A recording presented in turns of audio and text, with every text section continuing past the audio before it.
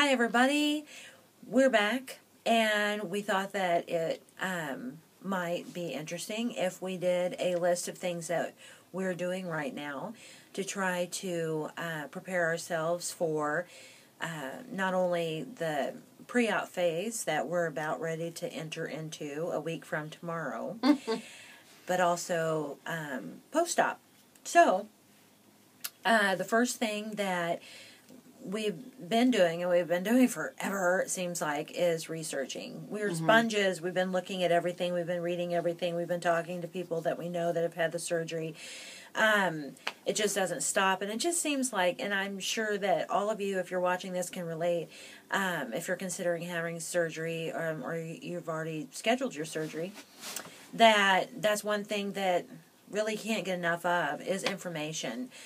So, that is the very first thing that we have done to prepare ourselves for this. And by watching everyone else's videos and just kind of living that experience through your videos, that has helped us tremendously. And might have brought up questions that we hadn't thought about, or things or thoughts or ideas, like I said, that we hadn't even given a thought about, but then it takes us off into left field, and we research that to death. So anyway, that's one of the biggest things that we've done consistently throughout this whole thing, and I'd say that's probably been going on, at least 8 months? Yeah, if not more. So, I mean, seriously, full on occupied, like almost 98% of the time, every down minute, that kind of thing. We're researching, we're asking questions, we're talking to people, reading things, that kind of thing. Another thing that we've been trying to do is drink more water, because honestly, I'm not a water drinker. I am kind of now. I'm working on it, but I'd say over the past few years, no, not at all. No. I'm not too bad. I don't mind drinking water. Cassie's much better at that than I am. She always has been. She drinks a lot of water. And honestly, now that I am more of a water drinker, I mean, one of the things I did is I stopped taking pop to work. I don't keep it at my desk, that kind of thing, and I only make the only option to me available during the day is water, which is very helpful. So anyway, it's worked for me. Then also, we have been recently going through a whole lot of different protein powders, drinks, you name it. Anything that has, protein in it that's marketed for, the high protein content. We've been doing taste tests, and we've been trying things, and Cassie isn't too fond of a lot of it. But we did order some unflavored protein powder, and it's coming. It should be here in a day or two. And we'll do a review on that, too, to see if it's really, really tasteless. Yeah. But I think that maybe that might help if she, can try it in some other things that she does like, then, just add that protein punch into, anything that we're drinking, whether it's broth or flavored water or whatever it happens to be. So anyway, we'll try that and see if she likes that. Another thing that we've tried to do is to just mentally prepare ourselves. Kind of goes along with our research. We're lucky we have each other. We're going through this together. And so we have someone readily available to talk to vent to say, hey, have you thought about this? Oh, what are you thinking about that? Because I'm sure if one of us is going through it, the other one is going to go through it or has already gone through it, and so it'll be easier for us to talk to each other about it. And we're just a phone call away, so it's not it's not too difficult. We don't live together, but we talk every single day. Cass and I have a really good relationship, so it's pretty open, and it's not pretty open, it is open. And so she knows she can call me anytime. I'll call her anytime, and so we're there for each other, and I think that's really important. I think that's important no matter what you're doing in your life, to have the support around you and people that you can talk to. In our case, we're just very fortunate to have each other. Yeah. Close, 24/7. And I think going along with that too is talking about our feelings. We've been doing a lot of that. Not only with each other, but to our loved ones that are close to us, that we live with and love. Trying to figure out, like, after surgery, how we can change our habits and not just... Because my boyfriend has... he's going to benefit from it, too. And so is my dad. They're both going to... Eat healthy. Lose quite a bit of weight. Yeah. So, just as a... just in that ripple effect, because we're changing the way that we behave and the way that we eat and cook and everything else, other people around us are going to benefit. Yeah, they're going to get the benefit from it. And they kind of need a warning about that. Mm-hmm. So, they've been warned.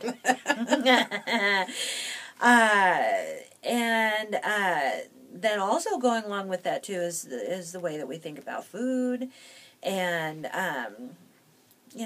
about what that means after surgery, how much we're going to be able to eat, and how much what we're going to like. Yeah, that too. Yeah. So, because I hope all this stuff that is bad for me just tastes like shit. I just hope it doesn't taste good.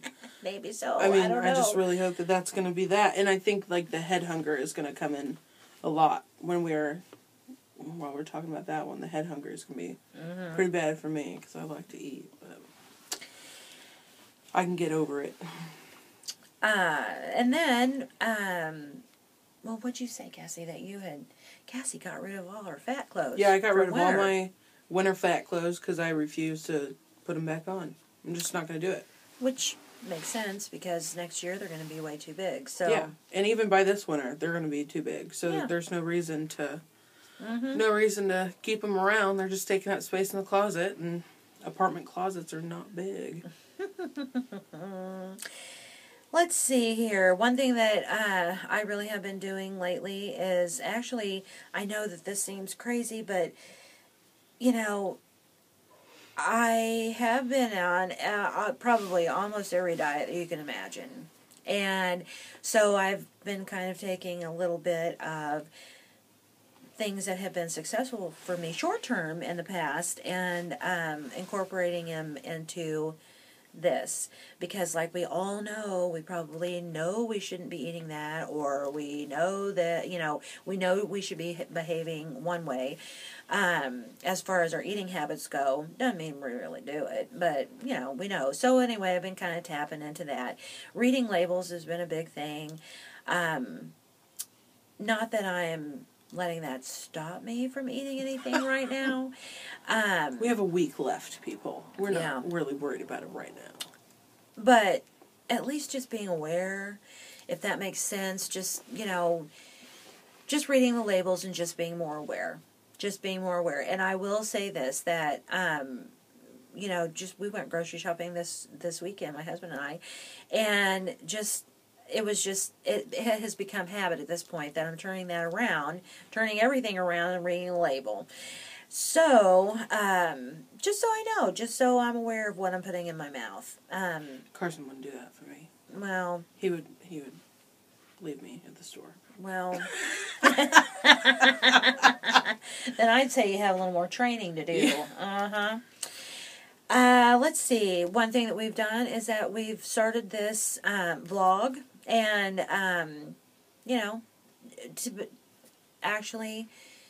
to be accountable and have a place to report to once a week, or once a week with our stats and that kind of thing afterwards, and just to kind of put out there how we're feeling, what we're doing, that kind of thing. And let's see here, what else? I think that yes, we have. We have been stockpiling things for not only our pre-op diet, but also for after surgery. One of the biggest concerns that I had going into the pre-op phase, which starts, like I said, in a week, I didn't want to be in the middle of it and have to think about it. I wanted to find out what tasted good now. Not necessarily for after surgery, because, from what we understand, our taste might change after that. But for in the meantime, during the liquid diet, I need to have something that I can just go into my kitchen and grab and not think about. I don't want to have to think about it. I don't want to have to worry how many carbs this has, how many, how much protein it has. I just want to be able to go in and grab something and go. So I've been pretty determined, and I have a pretty good plan on that. So I'm feeling pretty good today going into that pre-op diet part. Trust me, I'll let you know, though. I'll let you know the first day, second day. The second week is probably going to be a real bitch, but I think the first 3 days are going to be the worst. The first 3 days, I'm going to be pretty mad. I'm going to have to, lock myself in the bedroom for a couple days. Or maybe not. Maybe it'll go better than she is anticipating. I don't know. We'll see. But bottom line is, I didn't want to have to think too much. In the whole scope of things, if I'm not thinking about food, or if I'm thinking about the food that I'm missing during that time, I don't want to have to be worried about going in the kitchen and reading a label and figuring out how that's going to incorporate into my day. Mm-hmm. So a lot of pre-planning for that time. And so, let's see, are we about done? I don't even know. I kind of lost count. We didn't really go in order. You've been oh, well, yes. cutting down on smoking. That's right. Yeah, as, getting most of my stomach taken out and not being able to eat the foods that I want to eat in the portions that I want to eat them anymore.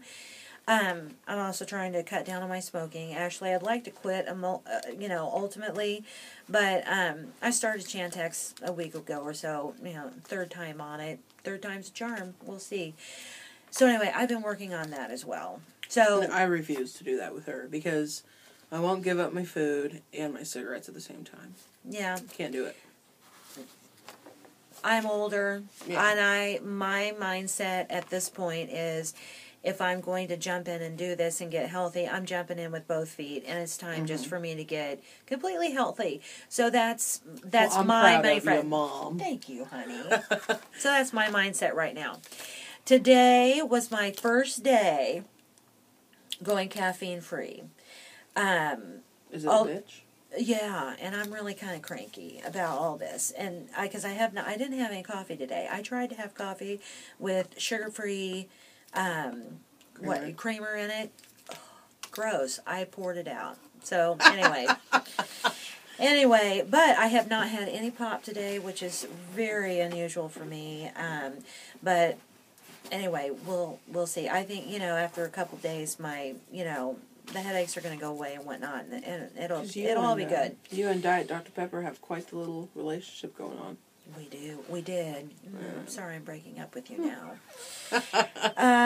So, anyway, oh, yes, okay. Yogurt. I don't like it. Oh, well, no, I shouldn't say that. I have become a yogurt eater. But I was not, prior to February, I was never a yogurt eater. I had tried several times in my life, and it just didn't work out for me. Well, you like the key lime pie. Oh my gosh!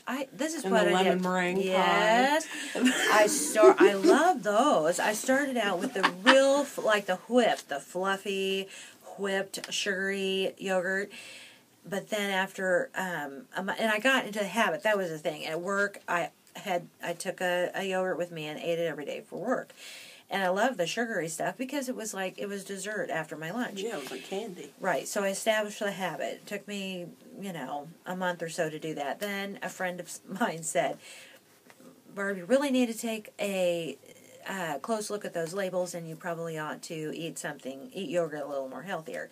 With the whole idea of getting down to the plain, fat-free Greek yogurt that we can have as much of as we want on our pre-op diet. And for the rest of our lives. So I figured, what the hell, I got to become a yogurt eater, no matter how bad I don't like it. Well, I am happy to report that I am a yogurt eater now. Woo! I'm not at all. No, she's not, but I am. I hate conquered that yogurt. bitch. Anyway, I did. I conquered it, but this is how I do it. I have plain yogurt every day. Every day. Every day. But do you put the Crystal Light in it? That's the key. I put mango, peach mango Crystal Light. I sprinkle the powder in it and mix it up. It adds nothing except a little bit of artificial sweetener. That's it. But no carbs, no nothing. And I sprinkle that in my my plain Greek yogurt, and I love it. And I eat it every day. If you don't like that flavor, or if you're having a hard time with yogurt, because it's a powerful protein punch. Not to mention you get the calcium, you get all kinds of things from yogurt, plus you get the good gut stuff too, which helps with your digestion and all that good stuff. So anyway, I don't need to educate you people on yogurt, you've heard it all. But anyway, so I have mastered the yogurt, and I am a yogurt eater, and even to prove it to myself, about 3.5 weeks ago, when I was transitioning to total plain yogurt with the Crystal Light, no fluffy stuff in between, no excuses, I stopped eating yogurt because I didn't want it that way. I wanted my fluffy, sugary stuff. So, anyway, guess what? My gut started hurting. Really hurting. And I don't have gut problems. I've never had gut problems. But that was the only thing that I was doing differently, was not eating the yogurt. And so I started eating yogurt again, and voila, I feel good. So, That's yeah. weird. I know. It's but really weird. I'm a yogurt eater now. One other thing really quick that I did is that I came out of the weight loss surgery closet to my Facebook friends over the weekend and got tremendous support. I love my tribe. They're great. But I just needed to let everybody know about it, because actually I was thinking about having a totally separate